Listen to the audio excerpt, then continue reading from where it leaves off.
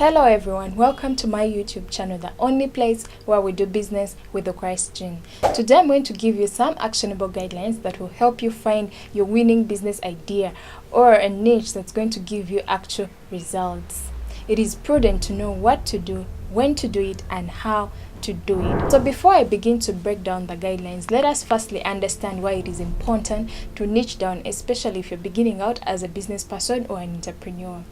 The first reason why it is important to niche down is you need to be known for something. Imagine if I was posting random topics on my YouTube channel, from my workout sessions to my makeup routines to my hair growth journey to travel blogs, giving relationship advice to giving you business ideas. It would be overwhelming for you. It sounds like a straightforward and a way for me to increase my audience, but actually it is not. I would only make it hard for you to make up your mind on whether to follow me or not, because you're not certain on what actual value I add on you. Also, I'll make it hard for you to recommend me to your friends, because when they ask why should we follow Prissy Carlos, you wouldn't know what to say, because you're also not certain on what exactly I do. Generally, people prefer an expert over somebody that knows a little bit of everything. It doesn't matter what you do, just be very good at it. And the bonus is, when you're an expert, you actually choose your price, so it's more profitable. Observe that people who are good at their work or skill, they are most demanded and most admired. The second reason why it is important to niche down is it makes you a better version of yourself. When you choose an area of focus, it gives you room to be inquisitive and equipped. You invest in basic knowledge concerning that area of expertise, such that you're not only known for being an expert at something, but when engaged in a conversation concerning that particular area of expertise, you are found informed. Over time, it helps you keep away from the less productive areas of your life, like cheap talk and gossip. It helps you stay calm, mind your business, concentrate on your niche. And I know you've had this over and over again, but hey, a little reminder never hurts. You'll find that every time you log into the internet, you're educating yourself, you're always burning the midnight oil, you're always looking out to perfect yourself in your area of interest. You stop spending time and start investing it. Now, the third reason why it is important to niche down is it quickens your authority in that particular niche. Focusing on a niche and investing in knowledge about it eventually makes you learn more about your craft and in turn become a master at it. This means that people can actually identify you as the ultimate go-to when they need a service or product in that particular line of focus. It helps you stand out in the niche. So if you're starting out as an entrepreneur or a business person, I definitely advise that you niche down. Of course, as you grow, you can begin to venture into other areas of focus, but for a start, you definitely need to narrow it down. With that brief on the importance of niching down, let us now find out how you actually get to this winning idea or your specialty. Number one is listen to your inner witness. Every time you have a business decision to make, your primary guiding light should be your inward witness. Some of you don't even know that we have an inward witness, so you will ask me, how do I cultivate this inward witness? Well, I'll tell you how. You have to have the consciousness that every answer that you need is inside of you before you even find out what is on the market, because this is your business and not anybody else's. Also, learn to wait on the Lord when you have very many opinions or when everything else doesn't make sense. Sometimes the easier option is to just look out for the successful businesses on the market and copy or try to imitate, which only makes you a cheap copy of the great original. Learn to listen to your inner witness, to the Spirit of God, because that's where your distinction is. Guideline 2 is godly counsel. The Bible says that where there is no counsel, the people fall, but in the multitude of counselors, there is safety.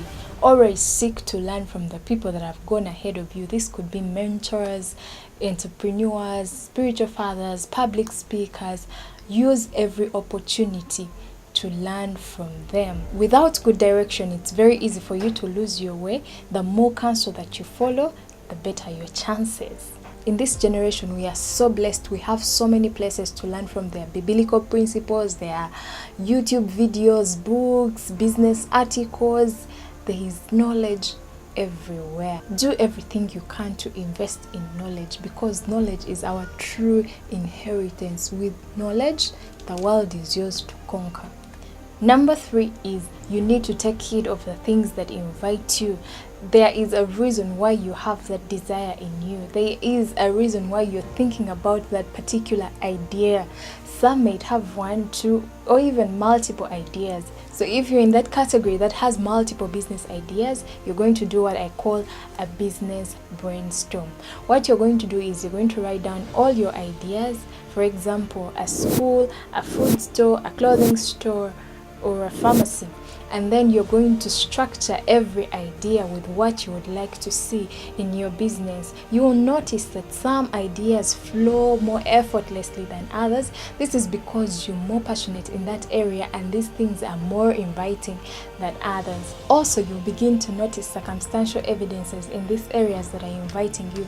What I mean by this is, for example, if you're more interested in starting a school, you will start to notice what other schools are not doing right, and then you will quickly think on how to make it right. You being active in areas concerning this niche is a clear sign that you belong there. Now, the 4th guiding light is the peace within. When you have a peace of mind about an idea, your heart meditates right about it. This peace keeps you and protects you because it keeps you open to hearing the voice of God and learning more from your inner witness about this business venture. When you don't have this peace, then you block the voice that speaks to you.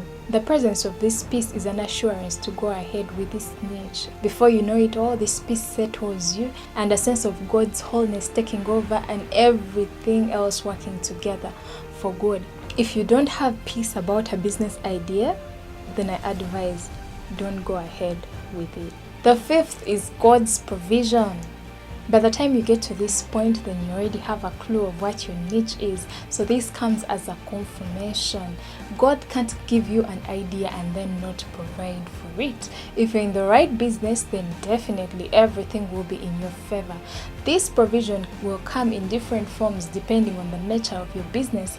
It could be an office space, a tax holiday, or financial assistance. It could be a circle of friends, or even an offer of branding. Speaking of branding, I have a video right here explaining the concept of branding in its full depth, so you might want to go and check it out. Not only that, if you like this video, go ahead and give it a thumbs up, hit the subscribe button if you haven't yet subscribed to my channel, and turn on your notification bell so you don't miss out on any of the coming videos. There's definitely more where this is coming from. Let's do business God's way. Stay blessed and see you in my next video. Bye.